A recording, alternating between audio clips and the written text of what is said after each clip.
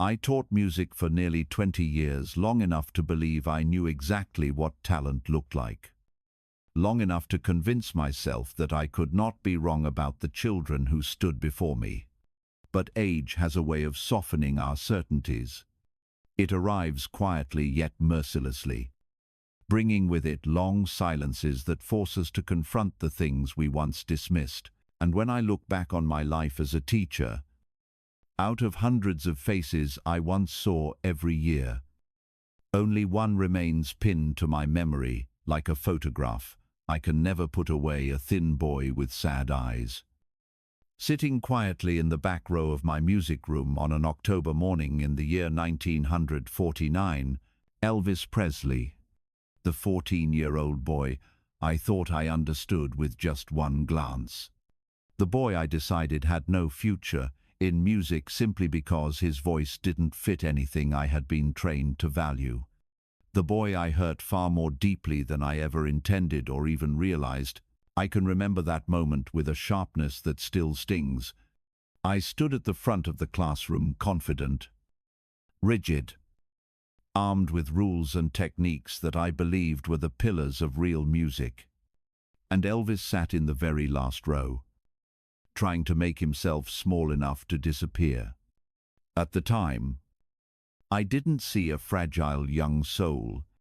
I saw a poor kid with slicked back hair, worn-out shoes, and an attitude that didn't belong in what I considered proper musical education. I truly believed I was doing the right thing. I believed that I was the adult, the authority, the one who could distinguish dreams from delusions. But the truth is, I only saw what I wanted to see. I never imagined that the moment I called him to the front of the class, the moment I thought I was disciplining a rebellious child, would become the moment that haunted me for the rest of my life. And it all began with one sentence I spoke with absolute confidence. One sentence that turned out to be the worst mistake I ever made. When I retell this story, I am already past 70. The hands that once slapped rulers against piano benches to correct rhythm now tremble simply from touching the keys. I spent an entire lifetime worshipping rules, technique, structure, classical form. I thought those rules were the very definition of music. But age brings a different kind of clarity. It forces you to revisit things you once brushed aside. And when I look back over all my years teaching, hundreds of students passing through my classroom, there is only one student whose face refuses to fade. A thin boy with quiet eyes. A boy who sat in the back of my classroom in October of 1949. A boy named Elvis Presley. He was not the kind of student a strict music teacher like me appreciated. He was quiet, introverted, dressed strangely for Memphis. Other boys teased him constantly, mocking his slicked back hair, his hand-me-down shirts, his silence. I saw it. I heard it. But instead of protecting him like a real teacher should, I allowed my assumptions to cloud everything. I taught according to one unshakable belief. Music must be correct. Correcte technique, correct posture, correct tone, correct genre. Anything else was wrong. And Elvis was everything wrong. A husky voice, wrong. Too much emotion, wrong. A blend of country, blues, and gospel without clear lines, completely wrong. But the deeper truth is this: I wasn't just confused by his voice. I was frightened of it, frightened of its freedom, frightened of what it would mean if music didn't have to stay inside the boxes I lived in. Frightened, perhaps most of all, that this 14-year-old boy understood something about music that I did not. And fear makes even good people cruel. I watched Elvis for weeks before the incident. I saw him tapping quiet rhythms on his desk, humming phrases that broke every rule I taught. I saw him writing in a small notebook, perhaps lyrics, perhaps dreams.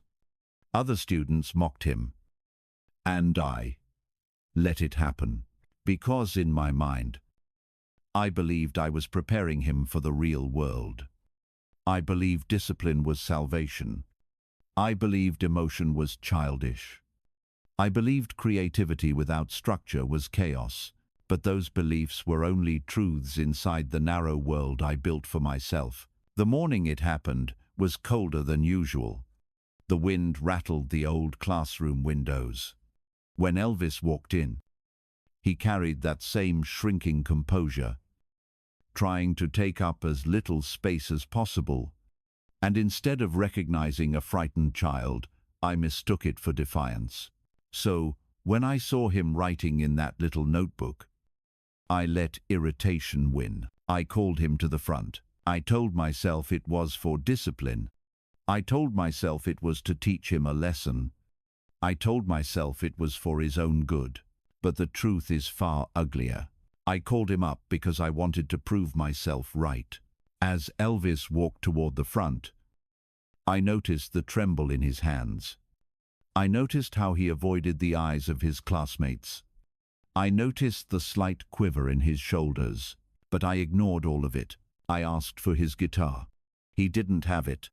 He mocked him. The class laughed. Then I told him to sing. He hesitated. I pushed. He obeyed, and when he opened his mouth, something happened that I was not prepared for. As Elvis walked toward the front, I noticed the tremble in his hands. I noticed how he avoided the eyes of his classmates. I noticed the slight quiver in his shoulders, but it was real, painfully real. It pierced through the room like a confession, like a wound, like something ancient that didn't need permission from textbooks. For a few seconds, I felt my breath catch. For a few seconds, I heard something divine, and then, because I was too afraid to admit it, I crushed it. I dissected every mistake. I turned him into an example of failure. I humiliated him in front of his classmates, and worst of all, I said the sentence that would follow me for the rest of my life. You will never become a singer. I didn't say it because it was true. I said it because it was safe. Because acknowledging his talent meant acknowledging that everything I believed might be wrong. That night, I slept peacefully. I truly believed I'd done him a favor. I believed I'd saved him from disappointment. I had no idea that I had created a wound that only his strength could heal. Years passed. When he started performing at local venues, I dismissed it. When students said he was good, I insisted it was unrefined. When he recorded his first demos, I called it amateur. When his music aired on the radio in 1954, I recognized his voice instantly, and my heart sank. By 1956, when he became the biggest star in America, there was no doubt left. I, a teacher of music, had failed to recognize a genius sitting right in front of me. I wasn't just wrong. I was the first person to tell him he would fail. And the cruelty of it, I said it at the precise moment he needed someone to believe in him. Not only had I been wrong, I had been harmful. Every time his voice played on the radio, in the decades that followed, it felt like the universe replaying my greatest mistake. Some mistakes fade as time passes, but others grow heavier, sharper, and more permanent. My mistake with Elvis belonged to the second kind. I remember the first time I saw Elvis Presley's name in the newspaper. A small headline about a young man from Memphis who was attracting attention with a strange blend of country and rhythm and blues. I skimmed it quickly and folded the paper as if it had nothing to do with me. But something unsettled me. An intuition that the story was far from over. Then came the day his voice drifted through the old teacher's lounge radio. It wasn't the trembling voice of the 14-year-old boy I once humiliated. It was confident. electrifying, alive. The kind of voice that made the world stop to listen. I froze after the very first line. No one else noticed. But I knew exactly what that moment meant. I had not just been wrong, I had been blind. From that day forward, I followed Elvis's journey in silence. Not with pride, as most teachers do when their former students succeed, but with a tangled storm of emotions I feared naming: regret, fear, and a desperate longing for forgiveness. I heard other teachers boast that they had always seen his potential. I heard former students brag that they once shared a classroom with him. And I, the person who had once told him he would never succeed, sat alone with the heaviest secret of my life. One afternoon, as I packed up my lesson plans, the radio announced that Elvis had sold out a show in Texas. Students crowded the hallway, buzzing with excitement, some calling him crazy, some calling him revolutionary, others screaming with enthusiasm. I watched them and felt something I had never experienced before. Envy. Not envy of Elvis, but envy of the teachers who were remembered fondly in his story. And what was I in his story? A minus sign, a scratch, a wrong voice he had to rise above. Envy.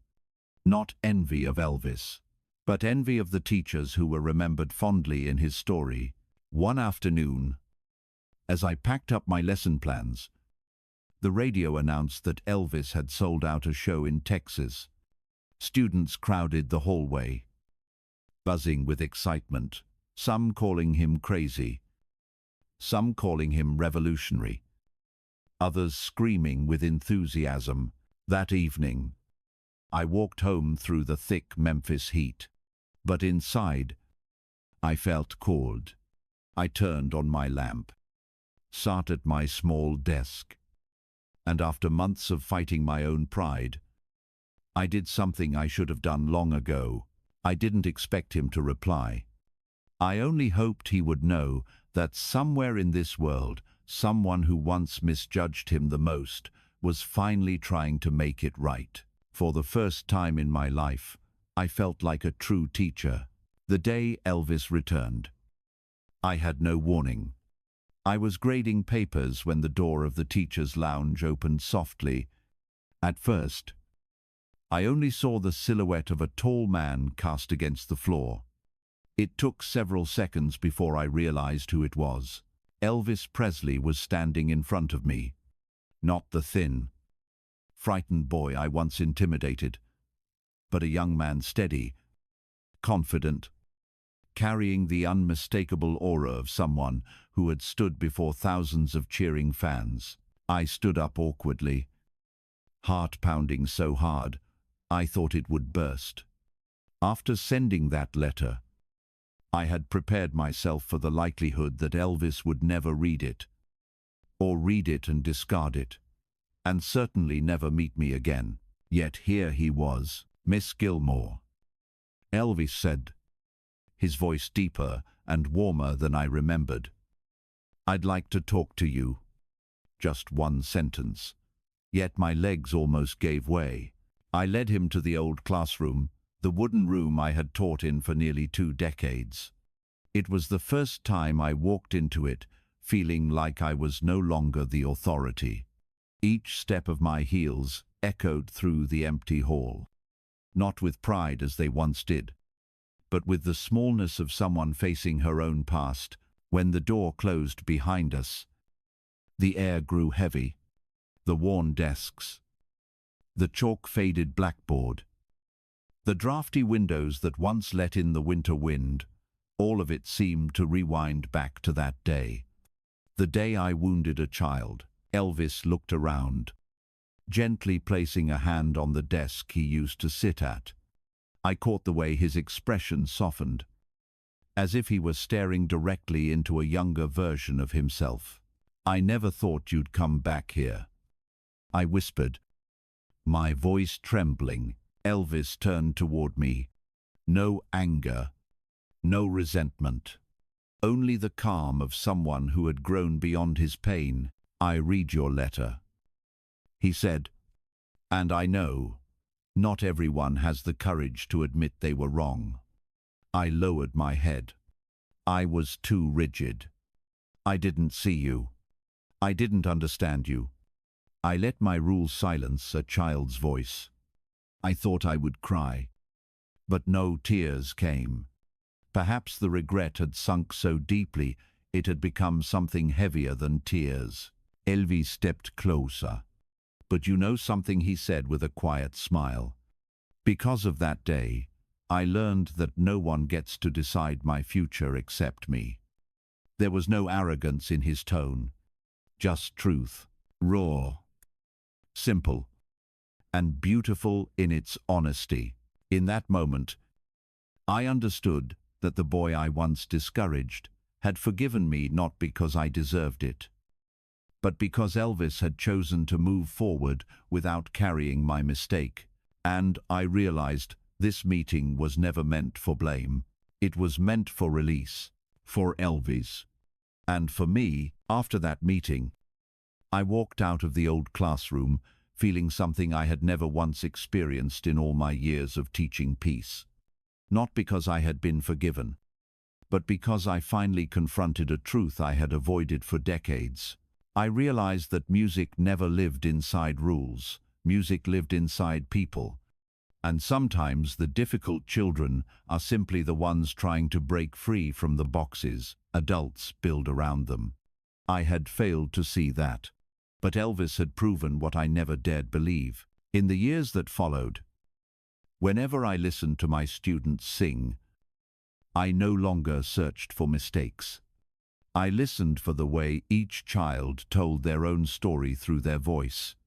I didn't correct their singing with discipline anymore. I helped them find the reason they wanted to sing. And in every pair of eyes that lit up from being understood, I remembered that boy steadier now, stronger now, but always aflame, needing space to burn. Sometimes I wonder if I had treated him differently that day. Would Elvis still have become the Elvis the world knows? I don't have an answer, but I do know this: his path was never mine to shape. I was only a small fragment in his extraordinary story, an unfortunate mistake, but one he chose not to carry. And that is the final lesson I want my students to understand. A teacher is not the one who is always right. A teacher is the one who is willing to learn again,